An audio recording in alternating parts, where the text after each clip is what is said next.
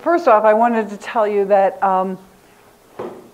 in the Small World Irony department, it happened that I was flying in from Chicago, Melissa and Scott were flying in from Minnesota, Letty's flying in from Iowa. None of us have talked to each other about our plans. I'm sitting in the airport waiting in Dallas to connect to Albuquerque, and here comes Scott and Melissa.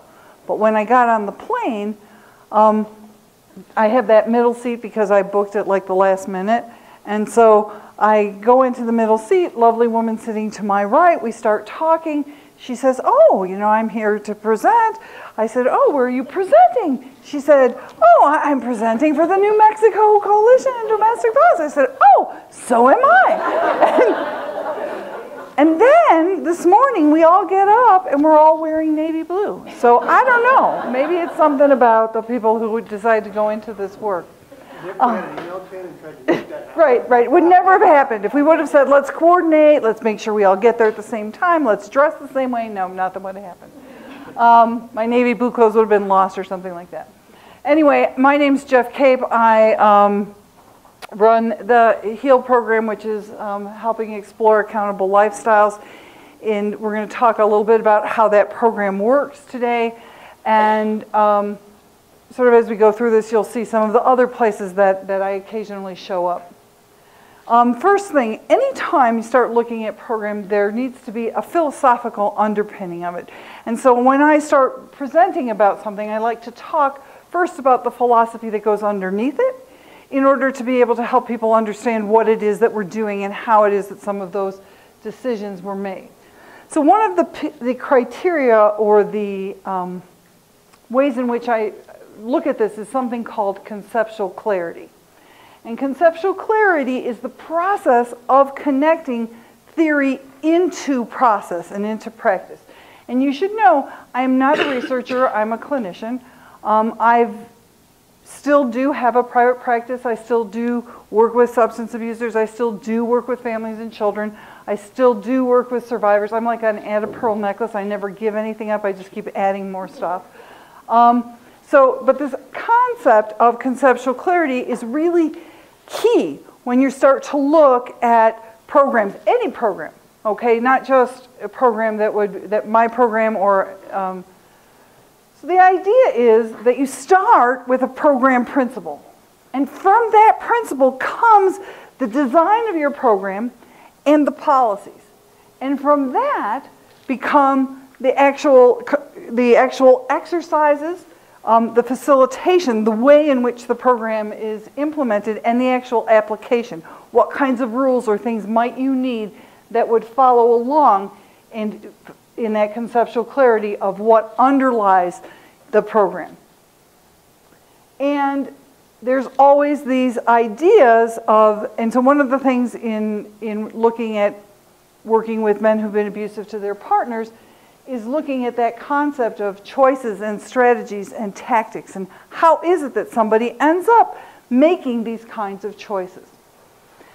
Conceptual clarity also allows for flexibility and adaptability in a program. I know that every single time I finish writing the curriculum, every time I've sat down and talked with people, I'm like, this is it, this is good, this is perfect, I've got it. And as fast as it gets printed, I'm like, oh, you know, this would be a good thing, or somebody brings another idea, or something turns out not to work out exactly the way that we thought it was. And so one of the things I noticed about a lot of programs sometimes is that they get set, and then nobody ever goes back and reevaluates. So I don't know, any of you ever have to decorate something in your house? Yes? Okay, and you know, like when we put an addition on our house, and it was perfect. And it was great, and we had this great carpet. And then, like 10 years later, I remember saying to my husband, I can't wait to get rid of that damn carpet. But I remember that at one time I was really excited that that carpet was there. So part of what we have to understand is that we change, we learn new things. We have to have programs that have the ability to incorporate that new knowledge and to be able to be updating with what's going on in the lives of the people around us and that we're working with. Oops. Apparently that's all I get to do. There's no flexibility in that. So the goal of HEAL okay, is to develop some integrity, not perfection. In group, I will often tell the men, we are not looking to turn you guys into saints. If I could do that, I could charge a lot more money, work a lot less hours, and everybody from the country would come to me if I could turn out saints. This is about how they develop some integrity in what they're doing and giving them the opportunity to look at themselves, figure out who they want to be, and how it is that they ended up in a place where they thought it was a good idea to be abusive to someone in their life. Every single thing in the HEAL program has purpose. Okay, every policy, which pages came in front of which pages, the protocol, how it goes into practice. Now, it's changed and it's evolved over time, mostly because of input from the men, from their partners, from our community partners, giving us ideas and things that we need to be paying attention to, or saying, have you ever thought about? Or sometimes, you know, once you get something down, you can now see things that you couldn't see before. But everything in any program, okay, any program that I do, not just if I'm doing the HEAL program, but everything should have purpose. People should be able to tell you why it's there and what its role is supposed to be, so that then you can evaluate when you're replacing it with something else. Is that going to serve the same purpose? And does that make sense at this particular stage, whatever that stage is, whether it's because of something that's happening in legislative or something that's happening in the community or something that's happening in the groups or the individual person's life. So one of the major factors underlying HEAL is the presumption of competence. Presumption of competence means that we believe that the men who come into our program are capable of making change, and they are capable of learning concepts that they may not necessarily have known before. So that presumption of competence means that we have to communicate with them accordingly. That's about as fancy as it gets in this presentation. Okay, that we have to interact with them accordingly, recognizing that they are competent people and that they have this ability. Because one of the ways in which people can be most disrespectful to survivors is to not recognize that these men at some level have attracted partners in the first place. You're saying if these guys were completely horrible human beings, they would have no partners and we wouldn't need to be doing this. So we know that they have the ability. The question is, what's going on for them that makes it so that they make these other kinds of choices? So presumption of competence underlies all the policies. So sometimes people will look at things and say, Jeff, that's kind of a big word for you to put into the program. Well, what we found out from the men was they love the idea that we believe that they can learn how to use a big word in an appropriate way. That we don't dumb it down to them, we don't jargon it up over their heads. But there are certain kinds of words for which there really is no other word that's as good as it, and we teach it to them, and they love learning it. And that we've seen this happen over and over. It happens in the prison, it happens in the community programs. So over and over, and the particular word that they love is obfuscation, which we use a lot of in the program. We use a strength-based approach. These guys already have some skills. It is our job to find the strengths that they have and to build on them. That's how you begin to create and solidify safety for the partners. So strength-based is another key feature in the way that the program is put together. But our underlying priority, what drives all of this, what we have to ask ourselves every single time we do an exercise, every single time we have a discussion in group, is the safety of those family members who are not in the room with us. And am I inadvertently doing something that might create the impression that it is okay for him to do certain kinds of things or say certain kinds of things that might be harmful to his family members? And it's really important. We have to keep that in mind all the time. Everything in the program is designed around that safety as our number one. Keeping in mind that, yes, these are the men who are in the room, but next to them, behind them, are their partners, their children, who are impacted by the choices that they make. Gender makes a difference. I would like to say, okay, back when I was in high school, I remember giving a speech about, how I was like really sure that my children weren't going to have any gender issues. Okay? And it hasn't happened. It's different. They have different gender issues. There are certain things that are easier for them, but certain things that are harder for them. And to pretend that gender is not a piece of what happens in our society and not bring that into the room is to be disingenuous. So to intentionally have those kinds of discussions, creating a forum for people to bring those kinds of ideas in, making it safe for them to share the things that they already understand are not politically correct, is really key in helping people to understand what it is that allows them to make the choices to be abusive to their partners. And then we get to the good news and the bad news. So the good news is that this is a learned behavior.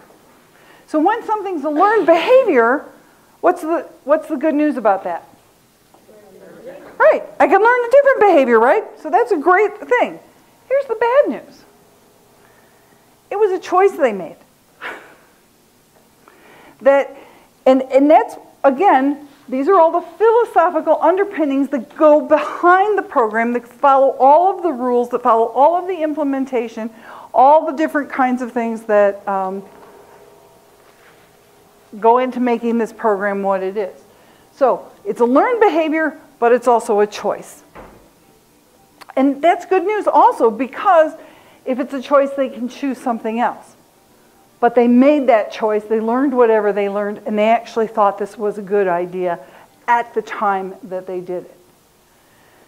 In order to discuss battering, you have to have a really good definition of what it is that you're looking at and what it is that you're intending. So the definition that we use is that it's instrumental, strategic, and purposeful behavior designed to bring about an outcome. That's it. That's all it is. Instrumental, strategic, and purposeful. And that's important when you're doing intervention, because it's helping people to understand, where did you get the idea, what is it that you're trying to accomplish, and maybe you need to think about this differently, or there might be another way of looking at things. So now we're going to move into the curriculum. So you got that philosophical underpinning piece. Anybody have any questions about that? Because I can sometimes talk fast, and I'm on the clock too. So are you saying that people are not ever out of control? Oh yeah, no, in fact, one of the favorite phrases is the men come into group all the time and they'll say, I almost lost my temper this week. And I'm like, well, man, that's too bad. And they're like, what do you mean? And I said, well, it'd be a great thing if you lost your temper.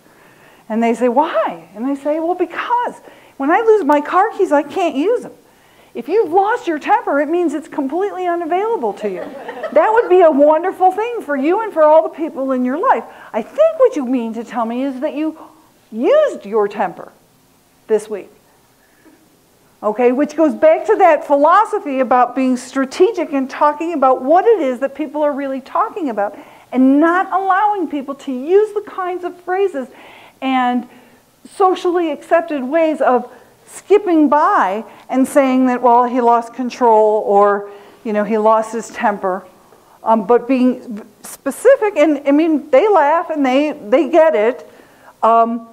But being specific about that and not letting those opportunities slip by, because every time I do it, okay, because I used to think, oh, well, Jeff, you really shouldn't stop everybody for everything. Well, you know what the men taught me? I skip it one time. That's the one time they remember. The other 27 times that we talked about it, so anybody who facilitates, has to be on it all the time. We have to listen for all those different ways. So looking at the curriculum, there are a couple of key components to the way that the curriculum was designed. First of all is our format. So our format is self-directed and self-paced. Now, I don't know about you guys, but is there anybody here who wasn't that great at math? Or was I like the only one? Yeah, I was not that fabulous in math. Okay, so if you put me, this was a real, actual thing that happened. My brother, it turns out, sees numbers in his head, is really good. He and I were in college together at the same time. I spent most of my college career trying to figure out how to get a degree without taking math class, only to find out that I was going to have to take statistics. So I'm taking statistics, and he's taking statistics with me. He apparently thought that you had an option, that there was a workbook and a hardcover book. He thought you just got to pick whichever one you felt like buying. The workbook was cheaper. And so we go into our first day of class, and he's sitting in the classroom like this.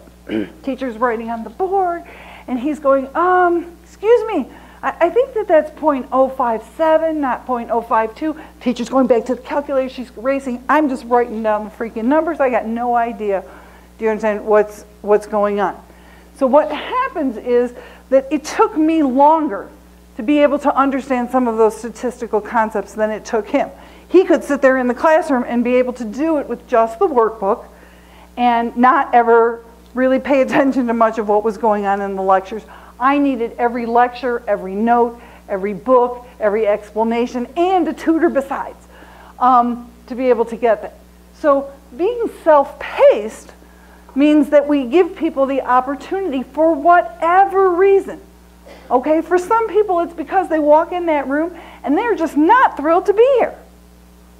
And you will hear, if you ever come to one of our groups, men who may be at the end of the program, one of the pieces of advice, that's one of the things that they do at the end of the program, one of the pieces of advice that they'll often give the other men is, don't think you can sit in here for 12 or 14 weeks and do nothing, because then you're going to be here longer. But if that's what they need to do, then we give them the flexibility to do that. Some people really struggle with figuring some of that stuff out. So it's self-paced and it's self-directed. And some people come in, they get the concepts really early. There's no reason for them to have to sit and listen, okay, to the lecture again. We don't actually do lectures, but you know, in doing that. So that's why we don't do lesson plan kinds of curriculum. And you'll see that in a minute. We have rituals and traditions. And we have an opening and a closing. Now remember, I told you that one of the things that we remember is that there are partners out there. So our opening starts with a reading that's chosen by the men. Now it could be something inspirational. It could be a piece of music. Some men have written their own poems. Sometimes somebody brings in a newspaper article. It doesn't have to be politically correct. It doesn't even have to be everything that the group would agree with. It has to be something that reflects the process that we're engaged in. So I've had men bring in Eminem songs and talk about how they used to think that this was how the world worked, and now they listen to those lyrics and they're uncomfortable with it. I've had people write their own inspirational poetry. But the idea is that people get an opportunity when they're the group leader to bring something into that room that showcases who they are, and it sets a tone. It says, we are now going from this other world where we have got all this other stuff that's going on, and for the next 2 hours, we're engaging together in the process of looking at how it is that we made the choices to be abusive. And then we do a candle lighting, because remember I told you that the survivors, that candle is representative of all the people who are not in the room, but who are affected by the actions of the people who are in the room. And then they get an opportunity to do a dedication, which is their chance, and it's an optional choice, to make that candle significant to them by bringing into the room their children, their partners, their parents. They don't have to tell us who those people are, but sometimes they choose to, sometimes they don't, but it's their opportunity to make that candle personal for them. That candle stays lit through the entire group. It serves as a symbol to all of us that it's more than just them in the room. And in the end of all of our group, we're now closing this down. So we have a closing which has a reading. We do 12 seconds of silence. And 12 seconds of silence started because at the time that we were starting this program, the statistics said every 12 seconds a woman is being abused. So we thought, well, we should give 12 seconds of silence to the victims. It turns out the statistic is now 9 seconds, but we decided not to give them less time. So we've kept it at 12. And then we do something called the accountability pledge, which is said in unison, and they hold hands. Because it's about that concept that we're not doing this all by ourselves, we're doing this together. The concept of saying something out loud in unison is also the concept that they have to learn, because if you ever try getting people to do things in unison, the only way it works is if you listen to the other people around you. So, not surprising. There are times when we have to stop the closing and say, hold on, this is supposed to be in unison, not 12 people going at whatever pace they want. And then they have to learn that process of slowing down and listening. That's a skill that they're going to need outside in the real world. It fits with our philosophy. It fits with that presumption of competence. It fits with remembering that they can do these kinds of things. That's not an awful thing for them to do. So those are the rituals and traditions that we use in every group.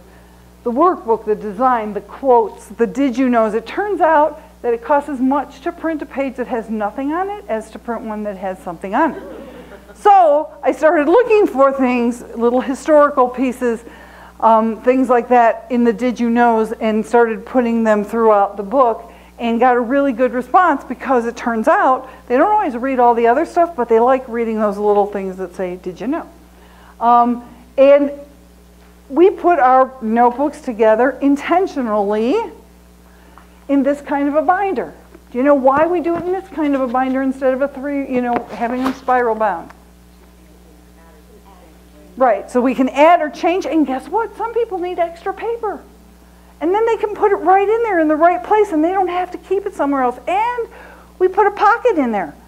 We make sure that the folders have a pocket, because there are other things that they might want or need to keep in their book, and that way we can hold them accountable when they show up without their stuff, because one item, that's all you have to remember, your one item, your book. And when we make changes, we don't have to say, okay, now the people who have old books, aren't going to have this. We're able to say, take out page 52, here's the new page 52, and everybody's on track. That gives us flexibility to change things. We don't have to wait till the end of a cycle. We also have group leaders. The groups are not run by a facilitator. The groups are run by one of the men. And when I say run by one of the men, it means that the group leader is responsible for looking at all the items that need to be done, and based on the priorities that have been listed out in the book, figuring out what the agenda is going to be and being able to move things around. Everybody knows that safety issues take priority, so if a safety issue comes up, the group leader puts that down, and the first thing they do after they're done with intros is go right into that safety issue. But it's run by one of the men. Every man has to do that. Their job is to assign that somebody's doing a presentation. Okay, who's going to be the timekeeper? They call for the vote. That frees the facilitators up to do the cool stuff, which is facilitating. Because if I've got to keep track of the time, if I've got to keep track of who's doing what, I'm not going to be able to do that facilitating piece that is critical and that they cannot necessarily do. The other thing is, and again, I wish I could say, oh, we were so smart, we came up with this at the very beginning when we put our program together. We didn't. The men pretty much taught us that we needed to do these things. Every time somebody gets ready to move from one section to another, they have to do a presentation demonstrating that they know all of the concepts. But, not surprising, when we didn't have a sign-off, the people were jumping ahead to the end of the book, right? And like, oh, I could just do this presentation. Then, when they clearly did not understand the concepts, you would go back to the assignments, you would find all these blank pages. So now, in order to do your presentation, you have to have one of your group members sign off that you've done the assignment. They don't sign off how well you did it, okay? Because that's going to show up in your presentation. But they sign off that something is written on that piece of paper. And we have mentors. We have mandatory mentoring. Now people say, oh, Jeff, but some people aren't good mentors. Some people can't do something. Presumption of competence. We have found that every man has something that they can do of value to the other men in the group. I had a man who came into the program. He told me, Jeff, I've been in special ed my whole life. There's no way I'm going to get through this program. That man did, when you see our challenge presentation, probably one of the most significant challenge presentations we'd seen for a long time. On his own, he made a video of his daughters growing up, and as he did his presentation, as he talked to the group, that video was playing, and he would stop at various moments and say, that's the daughter who's too afraid to talk to me. And then he would talk some more, and then he would say, that's the daughter who will only see me if there's somebody else around. And then he ended with, that is the only daughter that I have a chance of her having no memories of me being abusive. That man who told us at the beginning he could not do it was a mentor for a full year after he completed the program, because he had such an impact on some of those men, and they wanted to keep in touch with him, and he continued to mentor them until they finished the program. Because it is, like Letty said, it's an open program. People come in at different stages. And we insist on using names. Not just like one time you have to say your partner's name. It's every single time you talk about any person except yourself, you have to use the person's name. The only pronouns allowed in the room are I, me, and my, and those that are inside quotation marks. That is it. The rest of the time you have to identify people by their names. Now that interrupts people's thinking. So it makes it so that they have to work on listening, because if somebody uses a pronoun, who do you think is responsible for catching them at it?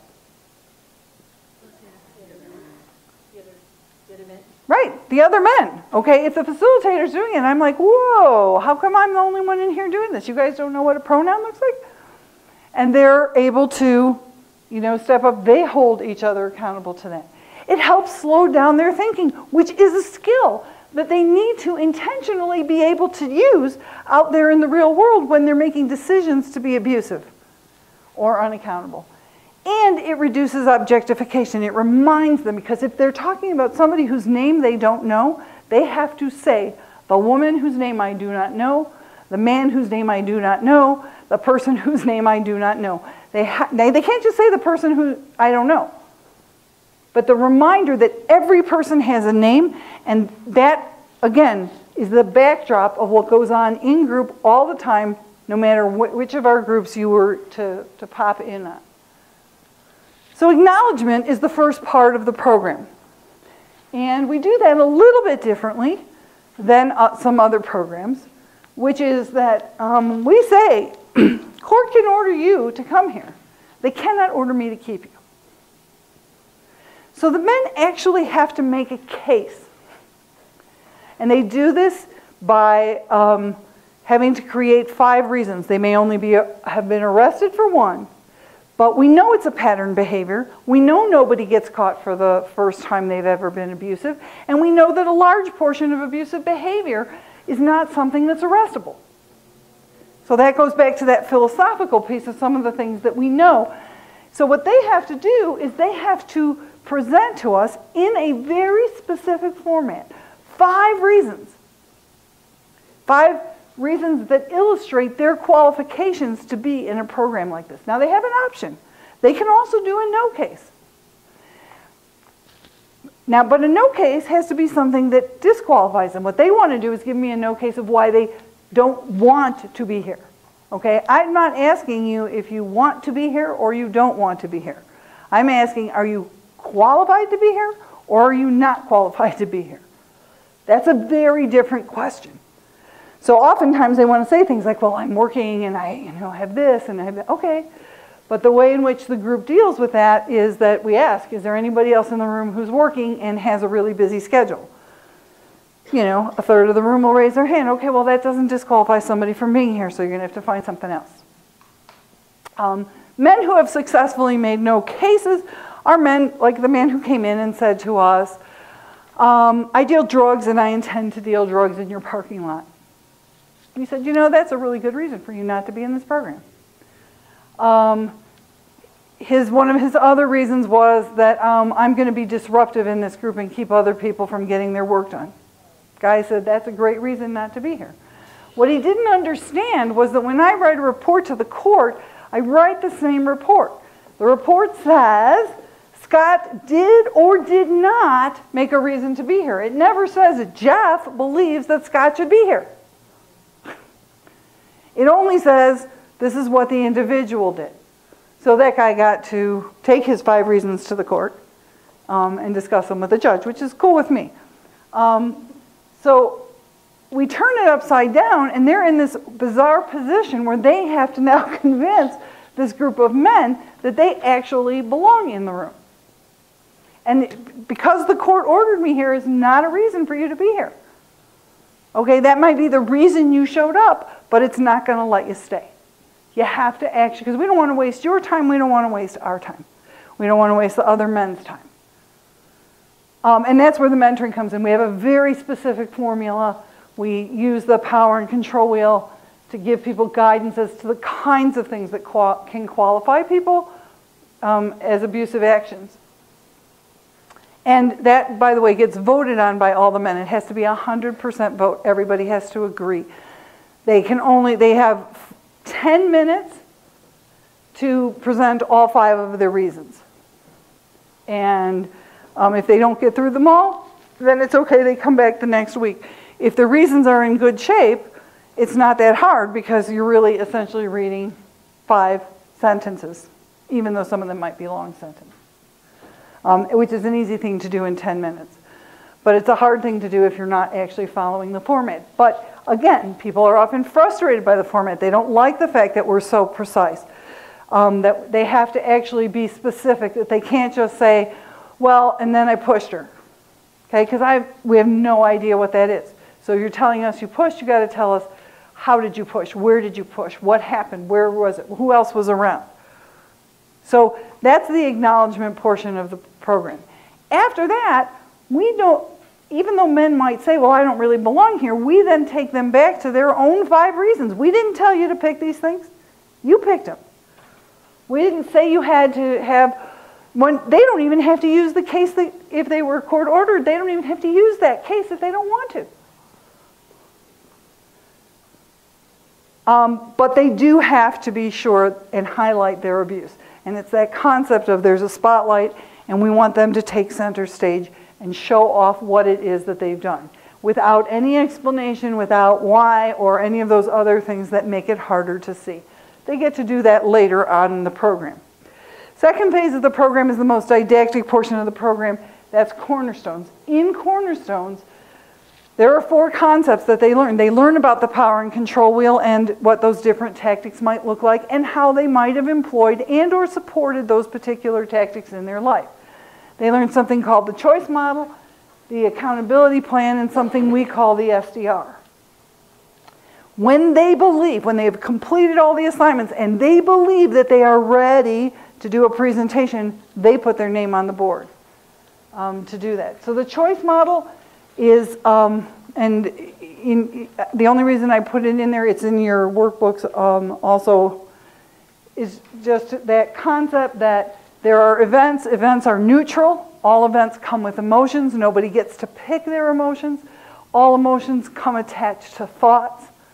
And then the IC, which we developed over time, because pretty much the men told us we were doing a really bad job of teaching elements of choice. And we created the IC, which is a double entendre. 5 simple words to talk about those elements of choice. The investment that they have in the person and or the outcome. The consequences for the actions they're about to commit. the environment in which they're in, and the experience they've had with those actions, those emotions, that particular person. And perception, the I see, it only matters what they see in those categories at that time that matters when they're making the decision. So is there anybody here who ever went over the speed limit when they were driving? Only one person? Never in a state car. Police officer drive, never in a state car. Okay, see, right, see, right. But notice, but see, she's got all of these conditions, okay, under which she's willing to do something that she knows is against the law, okay, but not in a state car. Okay, but you know what I'm saying? But it's okay if it's in my car. But Carrie Ellen doesn't know that this is being recorded. Let me just point that out to you. Thank you. I will never utilize this. so the concept, okay, is that when people, the elements of choice are really based not on what really happens, but what somebody's perceiving might happen at the time that they're making their decision. So when I decide to speed, if I don't see a police officer, that doesn't enter into my elements of choice. Okay, when the police officer then pulls out with his little lights on, you know what I'm saying, now it enters into my elements of choice, but now it's not about whether I speed or I don't speed, it's about what I say to the officer when he asks me, do I know why he stopped me? So perception is a key piece, and the IC is the acronym that helps them to stay focused on that and to figure out those elements of choice and break down the situations for themselves, because it's different for every person. Okay, you and I could be on the same road, we could make very different decisions about whether or not we were going to speed. Can I just have a quick time? Sure. So it's 5 to 12. Mm-hmm. We're not going to be like, but I just wanted you to know. Yes. Okay. But remember, we took some of my time to say everybody's name. Okay, so accountability plan comes also out of the choice model, but it's the concept of looking at what the clues are. Now, we're very careful. We use the word clues. We don't use the word triggers, because a trigger, once a trigger's been pulled, what does it mean? You can't undo it, okay? But a clue is simply that. It's a clue that I could pay attention to, not pay attention to. I have choices about what I do with it. I may be more aware of it, less aware of it.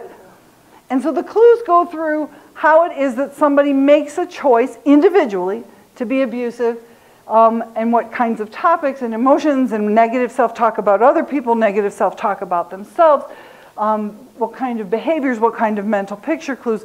Those are the things that they see and do within themselves. And then we have the accountability plan, which is, has pause. Again, another one of those double entendres, because the concept is that you pause when you recognize a clue. But it stands for protecting accountable understanding of self every time. What are the things that I can protect this person that I would like to be? And again, it goes through all of those kinds of things. They have format things that have come up multiple times, go into the check boxes, but then there are spaces that specifically say you must write at least 2 of your own. And then the SDR. And again, this is one of those things that for a long time we've been using the accountability plan, but the men kept telling us that there were still opportunities or times when they missed their clues, and then they didn't know what to do when they started having an awareness that they would have those clues. And I was out walking and I was thinking, I just want something that's simple. I didn't want to call it an emergency plan, because an emergency doesn't match with the concept of choice, right? Because that's not, right? If it's a choice, then it's not an emergency. I didn't want to call it a safety plan, because if you call it a safety plan, then you're saying that they're victims, and they're not victims. So I said, I want something, you know, like when the kids were little and you learned about stop, drop, and roll.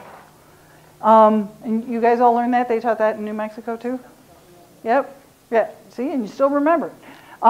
And that's the idea. It's something that's simple, it's behaviorally specific, it allows them to get back to their accountability plan. And there's all kinds of analogies that go with that to, help them understand it. But it's one of those things that we put in there. The other thing we talk about is the concept of moral versus strategic behavior. Most people come in and say, I'm here because I made a mistake, I did a bad thing, I made the wrong choice. And we say, no. Based on your strategy for what you wanted to have happen, what you did, okay, is that there was a circumstance that came up, you had something you wanted to have happen, and you did what you wanted to make it happen. So, here we are. Kathy's yelling at me about not spending time with her family. What do I want? I want her to stop yelling at me and not question my actions. So, what do? I grab her, I throw her on the bed, sit on her, and I yell in her face to shut the fuck up. Was that an effective strategy for my goal? Yes. So I did not make the wrong decision. I made the right decision based on what my goal was. I didn't necessarily make a moral decision, okay? But I made a strategic decision based on what I wanted to have happen. They do this Cornerstones presentation. They share their SDR. It says close their book. What they actually do now, again, this was their idea. They hand their book to another man in the group who captures anything else they might have thought of when they were in group, because it's not a memorization exercise. It's about yourself. And so anything else that he might share that he didn't write down in the book, the other person captures for him. And then they share their SDR. So we have a definition of accountability because, again, most accountability definitions talk about external accountability. And that's good, that's important, it's critical, it's part of what we have to do as programs. But we're talking about accountability with those men. We had to give them a definition. And again, definition came about because they told us you are doing a bad job. The see it when you know it philosophy is not working so great for us. So the definition we created is actions toward or involving others that reflect the integrity of the person you want to be, which is a much higher standard. Think about it for yourself. Who I want to be is more than who I actually am. That's a different criteria to live by and to measure yourself against. This we do not have time to do, but you can look at it in the book. You can talk to me later. But this came from systems theory, the concept that if you learn something in one area, you can apply those skills in others. Every week a man comes in and shares one way in which he believes he was either accountable or unaccountable. In his life, arrows point both ways because those are interactional relationships. And then we used to have these horrible discussions about, well, could you be more accountable? Do you think you were that accountable? Last week, were you as accountable or less accountable? And those discussions were not good.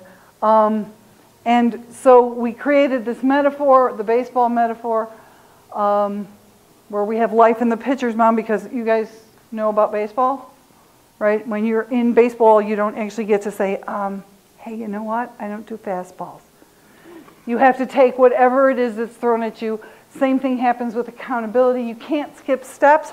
In baseball, you can't run to third step without at least touching first and second base one time. Most of baseball is scored through RBIs, which means you need help from other people. But every time you go up to bat, it's a whole new ball game. So we go through that. And they go into challenge, which talks about the concept of core beliefs. The onion, metaphorically, again, multiple reasons. It's the concept of layers, that there are beliefs that we have, but that there are cores that go down to the very bottom. And the further you go into an onion, the more what happens to you? You cry. Okay? Core beliefs that allow people to, right. You're the only one who peels onions and speeds. Showing up late. I miss all the instructions. Keep your mouth shut. You're the only one who peels onions and speeds. Okay. But the concept is that something that allows you to do something as ugly as being abusive to your partner is not going to be pretty. It's not going to be politically correct. It's not going to be something that you're going to meet somebody and say, hey, just wanted you to know we're going to start dating, and I believe that I only answer to God and my family answers to me. Would you like to go on a second date? Probably not what's going to happen. Okay? But that's a real core belief that one of the men came to. I gave you some examples in the slide of some of the things that people have told us. Then we talk about myths. Myths about men, myths about women, myths about gender. And figuring out what yeah, that actually came to us because one of the men in the program found that on his teenage niece's purse from a store that markets itself to 11 to 14-year-olds. It was in that pretty pink color. Yeah, not cool.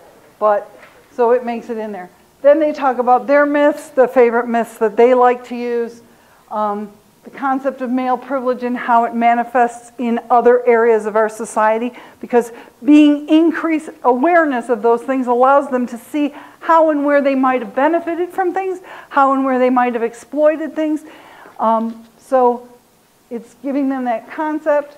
We talk about alcohol and drugs and how that does not cause people to be abusive. Whole section about impact on kids and the fact that children are watching and children are learning from what it is that they're doing.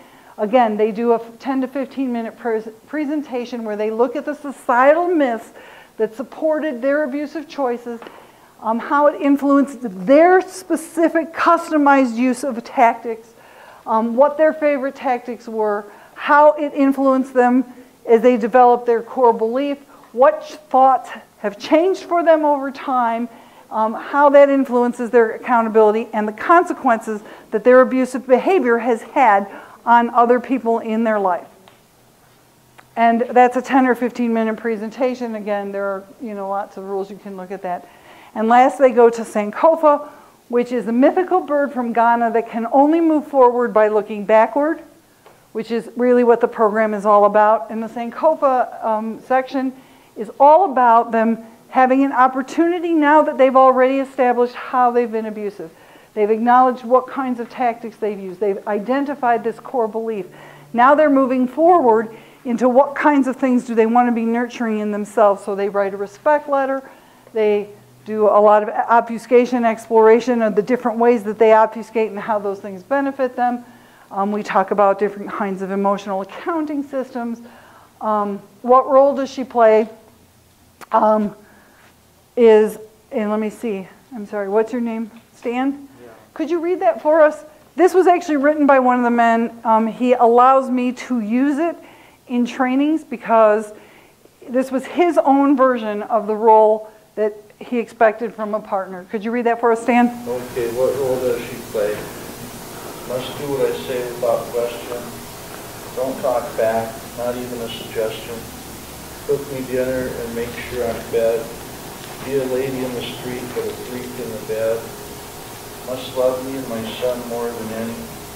Can't make more than me, not even a penny. Make sure the house is clean all the time, but most of all, you have to be mine. Okay, that was his words, not mine.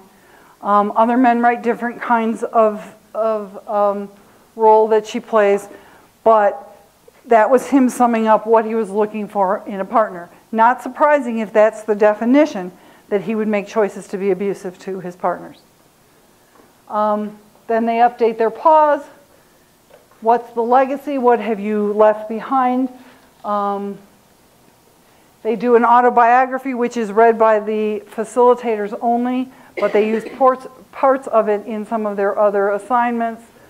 Now, one of the things that we do differently than some other programs is we do something, instead of just buying a book from us, we do what we call standard customization. One of the things I noticed when I went around the state, when I went around the country, was that lots of people took lots of ideas from other people and were like copying them, putting them into books. It didn't make us as a profession look very professional.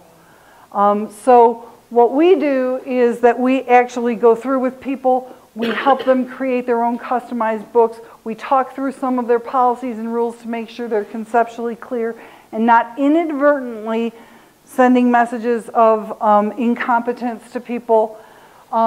We provide supervision and we provide ongoing training. But when somebody gets a customized book, it doesn't come having my address on the bottom. It has their address on the bottom. It has their welcoming letter. It has their rules, their policies. All of those things are inside of it. Essential community connections. I cannot do this work alone, okay? This work has to be done as part of the community. HEAL, myself, okay, we do observations. We have people from the community who come in and observe our group. Some of those people are people from other programs. Some of them are judges. Some of them are probation officers. Some of them are advocates. Some of them are survivor service organization people. Some of them are other people who are looking to do programming. Some of them are counselors. Some of them are educators. Some of them are students. We have reports that go to the courts depending on the courts. I personally probably work with, on a regular basis, 8 different courts who have 8 different ways that they want things reported to them. Some want to know every week, some want to know every month, some want a detailed report, some only want a summary report. We work with district courts, civil courts. I'm on the fatality review for domestic violence, part of the community councils, survivor service organizations. I attend meetings, task forces, and that's all on a local level. On a state level, we're involved with the Batterer Intervention Services Coalition of Michigan. I am actually one of the founding members of that. We put on a lot of trainings for national stuff, and a couple of years ago, the governor appointed me to the Michigan Domestic Sexual Violence Prevention and Treatment Board. So again, that's more on a statewide level. On a national level, you may or may not be aware of AQUILA. If you're not, you might want to write it down or talk to me about it. But AQUILA, which stands for Acquiring Qualitative Understanding of Intervention Leading to Advocacy, is the group of people who are interested in providing accountable intervention services. And it's a national organization that has come together to be doing that. There's a listserv, there's all kinds of threads, all kinds of things that are going on with that. The benefits of being part of a community is it holds me, my staff, and the program much more accountable.